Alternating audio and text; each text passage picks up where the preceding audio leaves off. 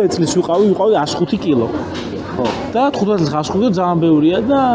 დავიწყე ვარჯიში 4 თვეში დავიკელი 30 კილო. 15 წლის ასაკში წარმოიდგინეთ 16 ხდებოდი უკვე რა. სუვაშლით დადიოდი და ერთი გოგო იყო რომელმაც გითხრა ვიცი ეგ ისტორია კი ვაშლე ზუკას აქვს მე მონაყოლი ხშირად არა მე წავიკითხე ერთ-ერთ ინტერვიუში გქონდა ეგ ნათქვამი რომ ვიღაც გოგო უნდა გენახა კი მოდი მე ახლა გოგო აღარ ნახე მე რა საბოლოო ჯამში ეგ იყო ჩამირიცხა ხელფასი და 50 ლარი აბონემენტი შევედი მაგრამ რას უბრალოდ მიზანდასახული პირველ თვეში დავიკელი 2 კილო რა ძალიან ვერ იყო ხო კარგად ვერ წავედი თავიდან წონის კლება რა და ბევრი დაანებები და თავს და მე არ დაუნებდი აი მაშია ზარყოლება იყო და შემდეგ თვეში მე 12 კილო დავიკელი ერთ თვე ანუ ჩემ მეორე თვეში რა მიყვა და მანდ გამომდინარე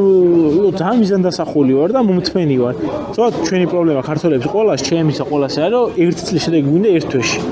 10 წლის შედეგი გვინდა ერთ წელში და მაგას ვაანალიზე რომ ერთ თვეში ორ თვეში არ ხდება ისაც ვიდა რომ 10 წლის თავზე მივიღო